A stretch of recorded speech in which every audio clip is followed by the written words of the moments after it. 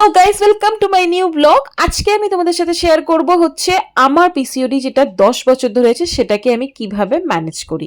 মানে সেটা আমি কি এমন করি যেটাতে আমার পুরো পিসিওডিটা ম্যানেজ হয়ে যাচ্ছে, আমি নর্মাল লাইফ একটা বাঁচতে পারছি।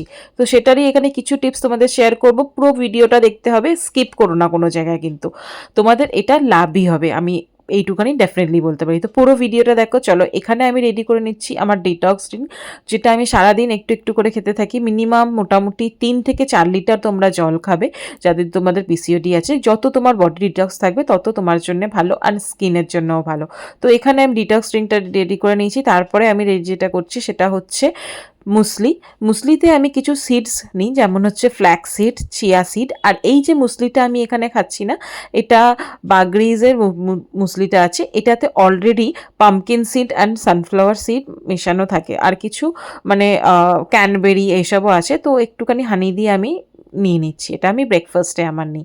আর আমি যেহেতু খুব একা থাকি আর অত বেশি ম্যানেজ করতে পারি না, তো তোমরা চাইলে এখানে ফ্রুটসেরও একটা রাখতে পারো। মানে 2 ঘন্টা ছাড়া ছাড়া একটা বেসিক্যালি খেতে হয় পিসিওডির জন্য। খুব বেশি কনজিউম তুমি ফ্রুট করতে পারবে না। আর পিসিওডির যেটা মেন হচ্ছে না, তোমাকে সব কিছু সাবস্টিটিউট খেতে হবে। লাইক তুমি যদি মনে করো যেমন কিছু ফ্রুটস তোমরা খেতে পারবে না, আমিও সেটা মানে অ্যাভয়েড করার চেষ্টা করি, যেগুলো খুব মিষ্টি জাতীয় ফ্রুটস হয় না, যেমন আম, সবেদা, এইগুলো। তো এগুলো না যতটা কম খাবে ততটাই বেটার। আর এখানে আমি যেটা রেডি করে নিচ্ছি সেটা হচ্ছে আমার লাঞ্চ। লাঞ্চটা আমি আগের দিন রাত্রে রেডি করে রেখেছিলাম, জাস্ট গরম করে প্যাক করে নিচ্ছি। এখানে আমি যেটা নিচ্ছি সেটা হচ্ছে ব্রাউন রাইসের ফ্রাইড রাইস, যেটা আমি টোটালি বানিয়েছিলাম অল্প অয়েলে। আর এখানে দিয়েছিলাম খুব মানে ক্যাপসিকাম, পেঁয়াজ অ্যান্ড কর্ন, যেটাতে তোমার আমার মনে হচ্ছে আমার কার্বসের যে পরিমাণটা আমার শরীরে দরকার সেটা আমি নিয়ে নিচ্ছি। আমরা কি হোয়াইট রাইস খেতে পারি না, কারণ হোয়াইট রাইসে বেশি আমাদের এফেক্ট করে, তো সেই জায়গায় ব্রাউন রাইসটা প্রেফারেবল। আর অ্যাজ আ প্রোটিন হিসাবে আমি রেখেছিলাম চিকেন। তো এখানে চিকেনটাও আমি খুব কম অয়েলে বানিয়েছিলাম, যেটা তোমরা দেখতেই পেলে। আর এখানে আমি আমার পুরো লাঞ্চ বক্স আর মানে ব্রেকফাস্টে সব কিছু রেডি করে নিচ্ছি। তারপরে আমি এখানে আমার ব্যাগটাও রেডি করে নিলাম, যেখানটা আমার ডিটক্স ড্রিঙ্ক। তারপরে কি ঘরের কাজ করলাম। ঘরের কাজ করার আগে আমি দেখতেই পাচ্ছ যে জিমে গেছিলাম। রেগুলার যদি তোমরা এক্সারসাইজটা করো, যে কোনো ডক্টর, মানে কলকাতার আমি অনেক বড় বড় ডক্টরকে দেখিয়েছি, সেখানে এটাই বলে যে তুমি যদি তোমার ওয়েট ম্যানেজমেন্ট করতে চাও, তোমার ডায়েট আর তোমার এক্সারসাইজ ঠিক থাকতে হবে।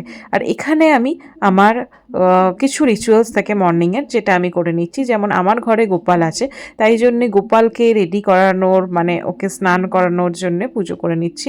আগে এই জল ফল ফেলে তারপরে আমি পুরো বাসন কোসন ধুয়ে আর রেডি করে নিচ্ছি ওকে, তারপরে স্নান করিয়ে এখানে পুজো করছি।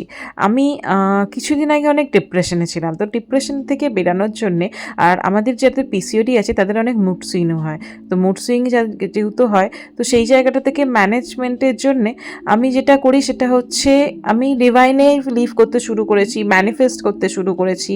ইভেন সকালে উঠে যদি তুমি একটু মেডিটেশন করো না, তোমার অনেক মাইন্ড মানে শান্ত থাকবে, অনেক ভালো লাগবে তোমার। তো বিলিভ ইন ডিভাইন, এটা আমি তোমাদের সাজেস্ট করব।